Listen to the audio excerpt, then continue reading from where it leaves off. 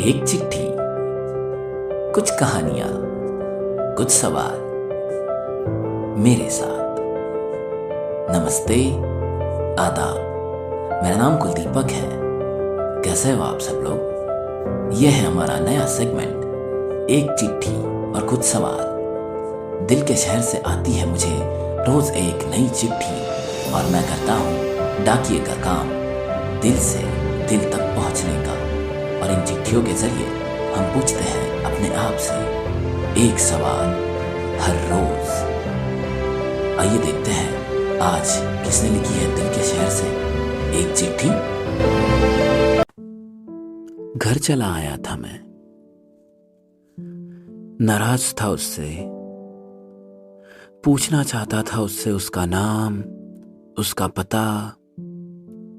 कहना चाहता था उससे कि हाँ, मैं एमपी से भुजिया लेकर आया हूं, तुम खाओगे क्या मेरे साथ? लेकिन वो थी कि हमेशा की तरह भीड़ में खो गई थी, बिना अपना नाम पता बताए। कहना चाहता था उससे कि वो अच्छी लगने लगी है मुझे। मां को उसका नाम बताना चाहता था। कहना चाहता था मां से कि आप कोई रिश्ता ना देखें मेरे लिए, मुझे कोई अपना मिल गया है।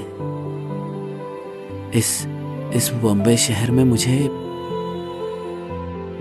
उसकी तलाश थी। खाना खाने के बाद जब मैं छत पर टहल रहा था, ढूंढ रहा था शायद उसी को इस आसमान में, लेकिन आज चांद भी नदारद था, उसी की तरह खो गया था कहीं इस बड़े आसमान में। बशीर बद्र की नज्म याद आ गई मुझे, मैं गुनगुनाने लगा। खुशबू की तरह चला आया था वो तेज हवाओं में, मांगा था जिसे हमने दिन रात दुआओं में। तुम छत पे नहीं आए, वो घर से नहीं निकला, वे चांद भी बहुत लटका सावन की घटाओं में। एक लड़की है इस शहर में बिल्कुल गजल जैसी, एक लड़की है इस शहर में बिल्कुल गजल जैसी, फूलों के बदन सी खुशबू सी अदाओं में। वो लोग भी आज हंसते हैं मोहब्बत पर, वो लोग भी आज हंसते हैं मोहब्बत पर, डूबे रहते थे जो कुछ रोज वफाओं में। हताश होकर मैं बैठ गया वहीं, सोचता रहा उसके बारे में, उसकी कही बातें। दूसरी बार मिली थी जब उसका बातूनी अंदाज। कहना चाहता था उससे कि आई मिस यू, लेकिन कहाँ कहता, कैसे? रात से कब सुबह हो गई पता नहीं चला। कुछ देर के बाद मेरी आंख लग गई थी शायद। सूरज की कुछ किरणें जब मेरे आंखों पर पड़ी तब समझ आया कि सुबह हो गई है। मैं छत पर ही सो गया था। तैयार होके मैं दफ्तर के लिए निकला, एक आशा में कि शायद जाते हुए वो मिल जाए, उस बार की तरह मुझसे कहे कि हाँ, मैं भी वहीं जा रही हूं, आइए मेरे साथ। लेकिन वो नहीं मिली। दफ्तर गया, मन नहीं लग रहा था मेरा काम में बिल्कुल भी।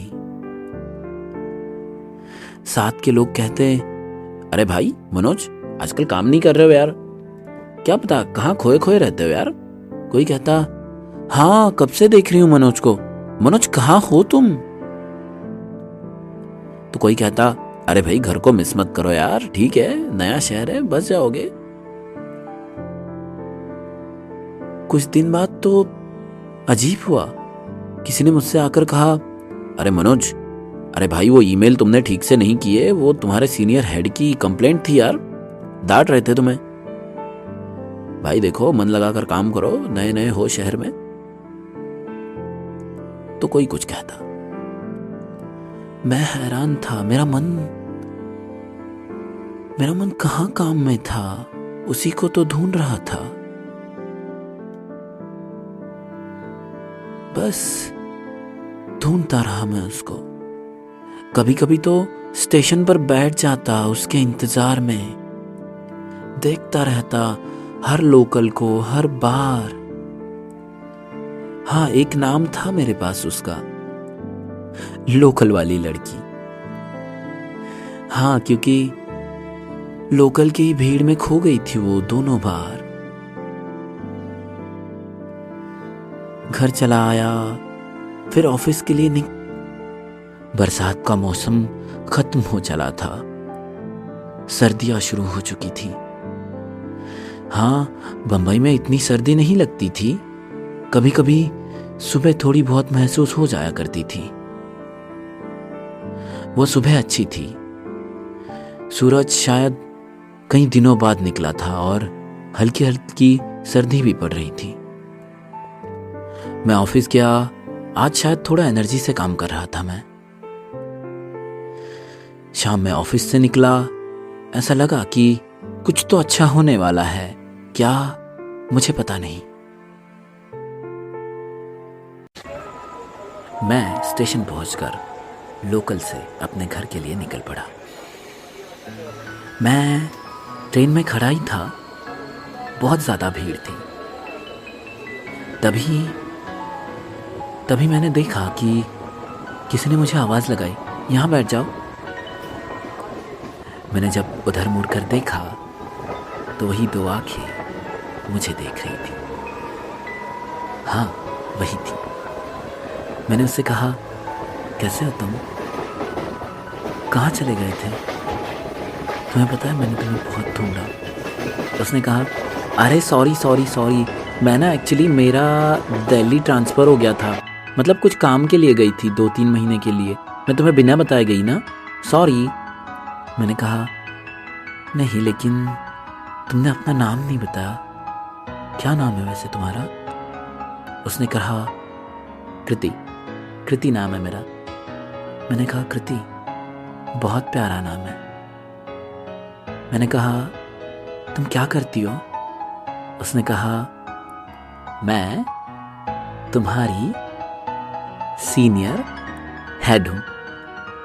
मैंने कहा, अच्छा, मतलब वो तुम थे जिसने मुझे डांटा था? उसने कहा, हाँ, तो काम ठीक से नहीं करोगे तो डांटूंगी ही ना। तुमने अपने प्रेजेंटेशंस बिल्कुल गलत लिखे थे, मैं वहां से देख रही थी।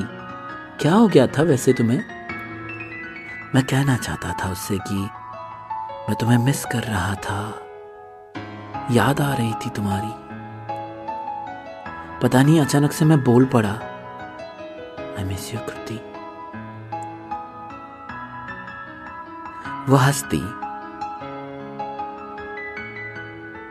बस उसके बाद ऑफिस में सीनियर हेड की डांट खाता हूं और घर पे मेरी वाइफ की।